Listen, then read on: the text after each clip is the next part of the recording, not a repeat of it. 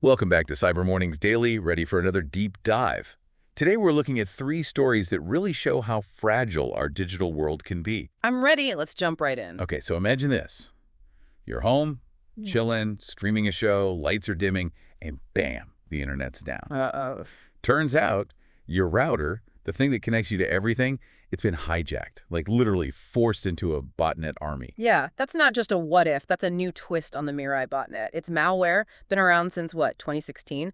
But this time, it's using zero-day exploits. 0 day, so like nobody knows about these flaws except the bad guys. Exactly. Flaws in software, hardware, nobody's patched them because nobody knows. Makes them super valuable to hackers. So they've got a secret weapon, and they're aiming it at what exactly? Just routers? Nope, wider than that. Home routers, sure, but also smart security cameras, industrial routers, the heavy-duty stuff. Okay, so like my thermostat, my baby monitor, all that's fair game. Potentially. Anything connected could be vulnerable.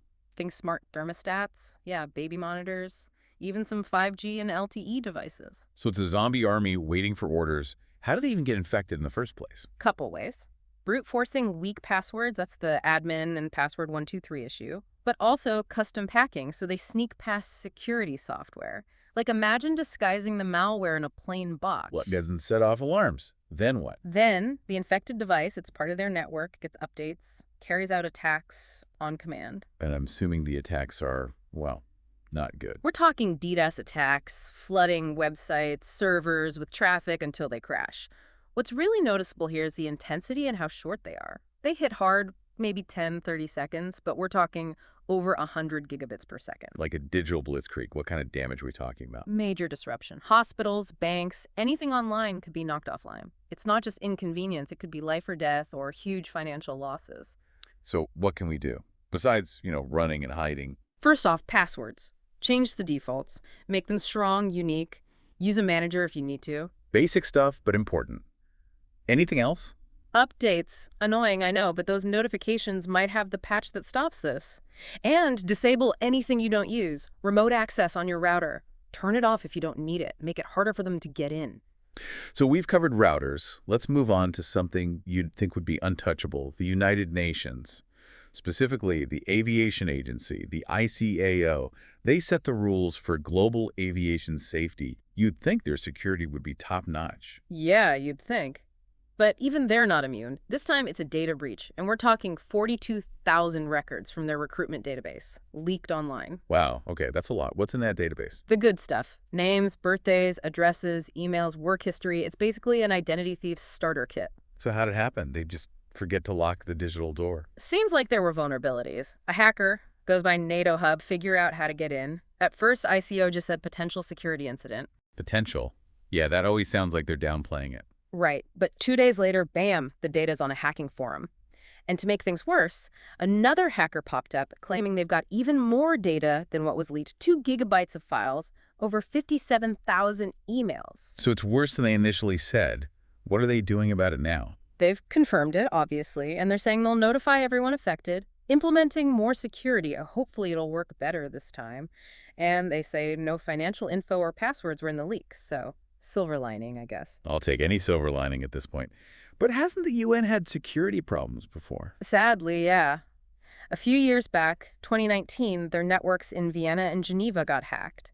Then there was that ransomware attack on their development program in 2024, and another data breach at their environmental program in 2021. It's a bit worrying that this keeps happening. Is it something about how they handle security, or are they just a huge target? Probably both. They have tons of sensitive data, complex systems, and they're a prime target for espionage and disruption. But yeah, this many breaches definitely raises questions about their cybersecurity. So from international organizations to, well, something a bit closer to home. All our smart devices. Speaking of vulnerable things, this next story might actually make you feel a little better, at least when you're shopping for new gadgets. The U.S. government is making a new cybersecurity label for smart devices, called the U.S. Cyber Trust Mark. It's like a seal of approval for devices that meet certain security standards. Interesting. It's a jungle out there, right? Smart TVs, cameras, fitness trackers, baby monitors, all connected. So how does this label work? What does it mean for a device to get it? It has to meet cybersecurity criteria set by NIST. That's the National Institute of Standards and Technology. Pretty thorough stuff. Strong, unique passwords from the start, regular updates, good data protection, and even incident detection. So it's not just a sticker, it means something. It means you can quickly see if a device is secure before you buy it. No need to dig through specs or privacy policies. Make cybersecurity a bit more user-friendly. What else have they done to make it easy? They've got scannable QR codes. So you scan the label with your phone, and boom, more info on security features, how to change the password, update policy, tips for secure setup. It's all there. Nice. So information's right there. When will we start seeing this label? Later this year, it's supposed to launch. Some big names are already on board: Amazon, Google, Best Buy, Samsung. That's a good start. Hopefully it'll catch on and push other companies to improve too. Yeah, I hope so. But there's one thing. It's voluntary. Companies decide if they want to participate. Ah, so it's not a requirement. Do you think that'll limit its effectiveness? Mm, Will people even look for it? Will companies bother if it's not mandatory? good questions. I guess we'll have to wait and see. Whether this really makes a difference, whether we'll see more secure devices. Only time will tell. We'll definitely be keeping an eye on it. But for now, we've got to take a break. We'll be back in a flash to talk about what all this means and what the future holds for cybersecurity. We've seen some scary stuff today, right? Botnets, zero-day exploits, the UN getting hacked. Makes you realize cybersecurity is a big deal. Yeah, it's not just your computer anymore. It's everything. Our homes, work, our whole digital lives. Exactly. And the more we connect, the more there is to attack. We have to be smarter about security. Okay, big picture time. What's the takeaway from all this? What can we actually learn and use? Being proactive. Can't wait for an attack to happen. Gotta be ready beforehand. So from reacting to, like, anticipating. Yeah. Good passwords, obviously. Multi-factor authentication. Be careful about phishing. That's the basics. But it's bigger than just us, right? If the UN can get breached, that means something's wrong system-wide. Absolutely. We need stricter rules, especially for important stuff, critical infrastructure, sensitive data. Companies need to invest in security, have plans for when things go wrong, and their people need to be aware. So build a security culture, not just rely on tech. Exactly. And we need to work together. Governments, businesses, security experts. The attackers share info. We got to do the same. Like united we stand, divided we fall. Exactly. Another thing is education. Not just for IT folks, for everyone. The more we know, the better we can protect ourselves. Knowledge is power, as they say. But what about the future of cybersecurity? Tech keeps changing. Attackers seem to be ahead. Are we just going to be playing catch-up forever? It's tough, but I don't think so. As tech gets better, so do our defenses. AI, machine learning, threat intelligence, these are helping us. But won't the bad guys have that tech too? Yeah, it's an arms race. But we have to be innovative, adapt quickly, and always be thinking ahead. High-stakes chess, but on a global level. True. But that also makes this work important, you know? Yeah. Protecting people, organizations, even countries.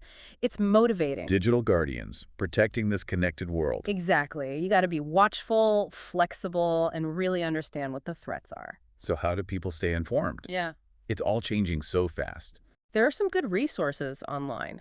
The Cybersecurity and Infrastructure Security Agency, CISA, they've got info on threats, vulnerabilities, and tips for staying safe. And of course, you can listen to us, Cyber Mornings Daily, to stay updated. We try to make it easy to understand, help people take charge of their security. Speaking of taking charge, we've talked a lot about the technical stuff, but there's the ethics of it too. This botnet using exploits nobody knows about that says something about the people doing this, doesn't it? It does. Cybersecurity isn't just about knowing how, it's about doing the right thing. Hacking can be good or bad, it depends on what you use it for. Any tool can be used the wrong way. And online, the impact is huge. We need to talk more about these ethical issues. Be responsible. Yeah, our choices online matter. They affect everyone. Exactly. Individuals, businesses, countries. It's a societal issue. So last question for our listeners. As tech keeps getting better, will we ever be truly safe online? Or is this just an endless fight? Tough question. Cybersecurity is a journey, not a destination. That's how I see it. So not about being perfectly secure, but always adapting and improving. Right. It takes all of us working together. Individuals, organizations, governments, sharing info, constantly innovating. That's how we build a safer future. Sounds like a challenging but rewarding field. It is. It's a good feeling. Knowing you're helping to protect the digital world, making it safer for everyone. That's a great point to end on. Thanks for joining us on this deep dive. We'll be back tomorrow with more stories and insights. Until then, stay safe online. We covered a lot today. Botnets, the UN getting hacked, and that new cyber trust mark.